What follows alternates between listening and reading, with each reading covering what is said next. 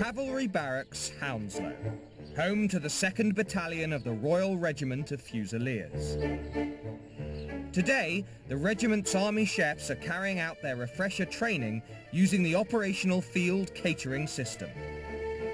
The chefs we got in London, don't forget, they're soldier chefs. It's just as important that when they deploy in operations that they've got all the catering skills. So to put up the field equipment, to learn how to use the burners, to use how to use operational ration packs. We've got to train to be ready to be deployed at a moment's notice. Harry's man in West London is Warrant Officer Class 1, Roger Marshall. He's going back to the floor to ensure that the chefs are ready for action. Couldn't do this bloody quietly, could you? Enemy about. Field kitchens housed in tents are what chefs rely on to feed troops in Iraq and Afghanistan, and they have just 1 hour to set it up and start cooking. I mean, it's a bit of the nose now, setting it all up, but once it's up and running, it'll be like a little kitchen out here. The kitchen consists of hot plates, boilers, and ovens, all powered by a diesel and kerosene mix. It's all right being the best chef in the world, but if you can't come out here and do this, then you're not worth it. Your salt for anyone. This is where the real crux of the army chef is. To extract the fumes, flues and ventilation units are fitted. This could sustain, 300 people for the next 6 months. So, electricity is supplied by a generator. With the field kitchen ready for action, it's time for the chefs to fire up. Hopefully it'll be ready. We've got 10 minutes to get all the ovens on, all the grills on, and start cooking. But can they deliver a fresh, home-cooked menu to feed 60 troops in just under an hour? Chili con carne rice. Nice. What rice are you doing with that, chef? Plain rice. Just a plain rice, sorry. Well, that's what the JS before force is. In that case, that's what we're doing. Right, what are we doing, chef? Roger will be ensuring that the chefs follow Harry's mission statement. So we're making chili, all right? Use fresh ingredients, follow the recipe, and no waste. Private Gurung is making the chili. Is there sugar in there? Is that how the... JS before. Okay. So where are you from? Well, family's from Nepal, sir, but I grew up in India. All right, okay. Went to school there, and then I was in the States for 6 years. What did you do out there? I went to uni, sir. Doing what? Economics. And you're a chef in the army now? Sir. Look at all this in here, look, see? Especially with credit crunch, yeah, we need to. Bloody credit crunch, you're right. Especially with credit crunch, look. All right? Sir. Feed 10 people with that. Sir. Okay? So what have you learned today already? No wasted, sir. Brilliant. So how much are we making here? 40 portions, sir. Good. So it's not about 40, it's going to be 40, yeah? Okay? Good. What you got there, chef? We've got our chili, sir. Chili con carne. Okay. Chili con carne? Yeah. And is that weighed ready to go in? Sir. You've weighed that already? Get it all rammed in then. Get it in. The whole bit, sir? Yeah, well if you've weighed it... Well, I haven't weighed it. Oh, It okay. said 25 grams. Okay. For 10 portions. Okay. So I think... So what does that mean? You the one with the degree in economics, is that not 100 grams? No, I didn't complete the... Oh, you didn't complete it now? Never mind a degree in economics, it's a basic principle of home economics. Salt? Right, call Francis, we need to have a little chat afterwards.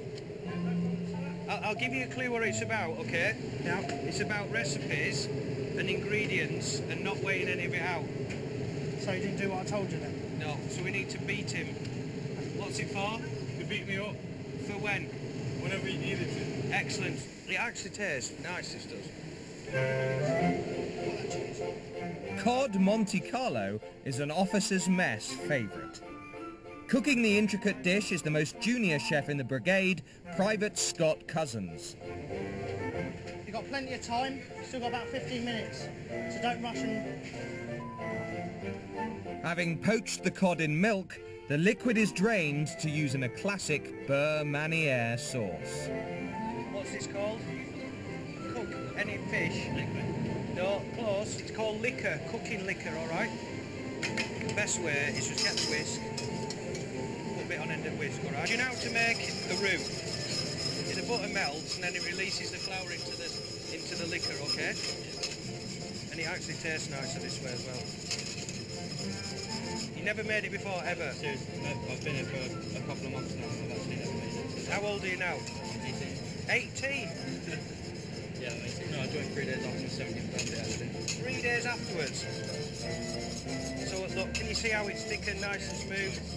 And how do we test the consistency? What should it do? Should coat a spoon or something like that. See, it's all in there, isn't it?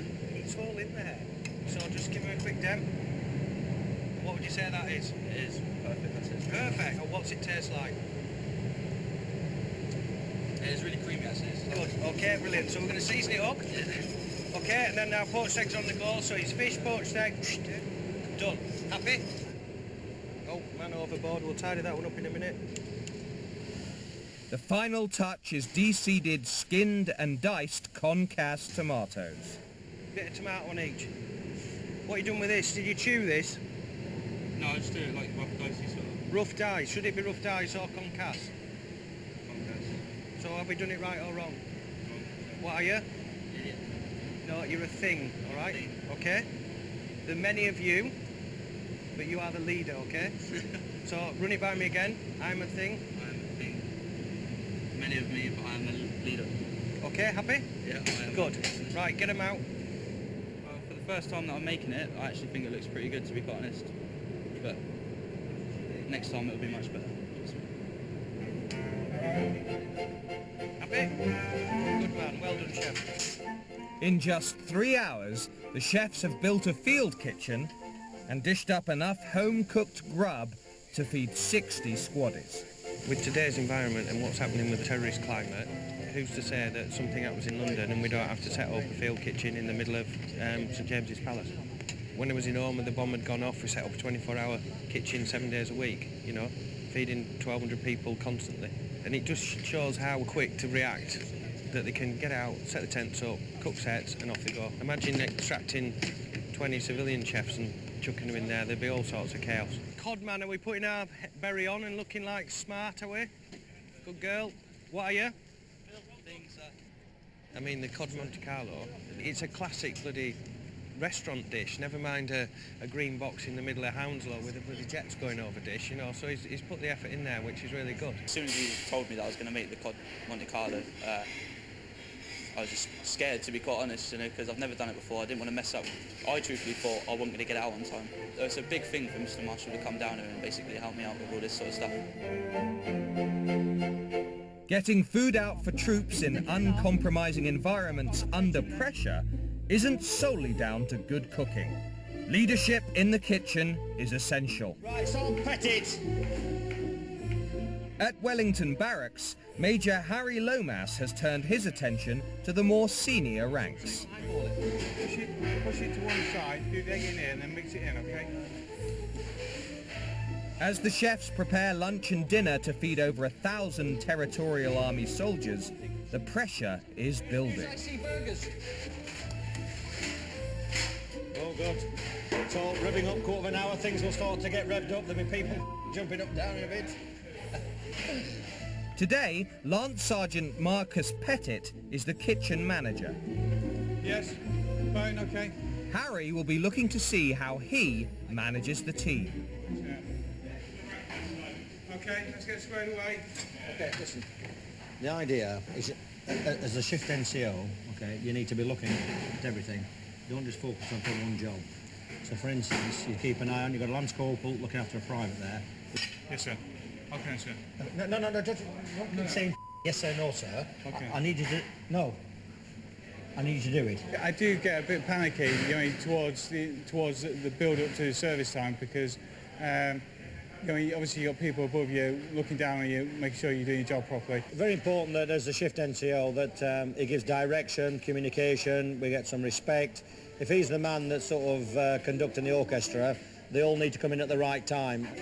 Getting all the dishes up to the hot plate is when the shift officer's timing has to be right on cue. Will you look after replaying stuff into the ovens, please? But as service reaches its crescendo, Lance Sergeant Pettit slips out of step. Yes, yes, yes. Go and get him.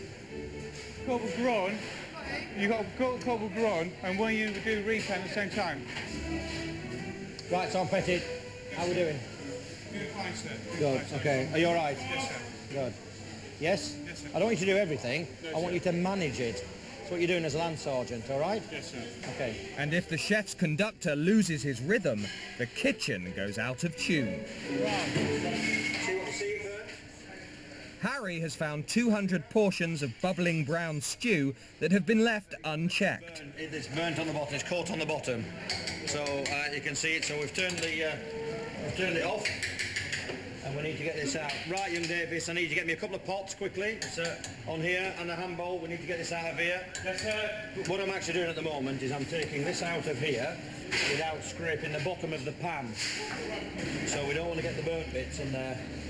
I think we've caught it just right. Sergeant Petit! I just about to come over. You were just about to come over. Yes, sir. See how progress is getting on Saturday evening. Progress? It's burned. With hundreds of squaddies to feed on a tight budget, a burnt pan of stew is a casualty they can ill afford. Everything must be accounted for, and in the army, someone is always accountable. Where's Corporal Francis? Yes, sir. Go. Look, I'm a slightly with the old brown stew. Okay, you're starting to flap and starting to panic. Okay, I want you to settle down. I want you to come down off the roof. Okay, and just settle. I want you to just run the place. Yeah, that's fine. Okay, now, and I want you to just sit on his shoulder, not physically. Just chill out. That's not to say I don't want you to do anything. Okay, I just want you to watch how he does it. All right. So this is not a bollocking. All right. This is about trying to get the best out of people. Happy? Yes, sir. Any problems? No, sir. Good. Well, this afternoon I just want him to stand back a little bit. He'll just stand back with me and try and communicate and delegate more than running around. You know, I mean, in the army, that's what it's about. You know, I mean, delegation, leadership. That's one of the things he's perhaps not portraying at the moment, but we'll work on it. Make sure the garnish is nice, make sure the steaks are nice, make sure they're not too pink inside. With Corporal Bill Francis filling the role of the conductor, the kitchen swings back into action. That is not going up on that hot plate without more salt and pepper. Let's go, Paul. And even the nearly ruined brown stew comes back to life. Just needs a bit of pepper, that. Yeah. That's quite nice. And don't put stuff inside the hot plates unwrapped. If you put it in there, wrap it up. Meanwhile, Lance Sergeant Marcus Pettit gets a masterclass in conducting the kitchen. Okay, just stand back and just watch what's going on. Corporal Nelson, what are you on? Veg? Yes, sir. Let's start cleaning down, getting rid of the rubbish. Find out what all constable's doing. Private Constable, what are you doing? Don't go into the detail, come stand back. I'm doing mushroom garnish for the steaks. Good, okay, so you can see from a distance what's going on. Right, that's what I want you to do. Yes, sir. Good, well done. Good. Me personally, I find criticism a little bit hard to take. I take away the positive things from it, and the negative things I find hard. Okay, you're all right, you're not sacked. Okay, thank you very much, sir. Okay, you live for another day. Okay. All right, good, well done. With the dishes all up on the hot plate, it's time for Major Lomas's inspection. We've got everybody stood behind the dishes that you've cooked. We have, sir, yep. Good, okay, so who's done, what have we got over here then? Homemade chicken cubes, as per JSP 404. Who made the Kievs? I did, sir. Good, well done. Nice. Okay, what's this? Real steak, sir. Real steak, not a mistake. No, sir. Next up, the brown stew. Is this the one that we burned? It is, sir. Right. Should I taste it? No. I think it was just in time.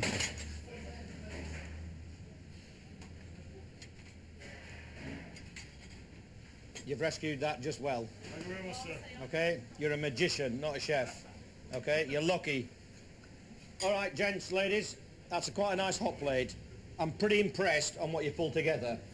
Okay? I do enjoy food and just making things, rather than just getting them out of packets and just throwing it up. Would you not agree? Yeah. Is it not a bit more fun? Yes.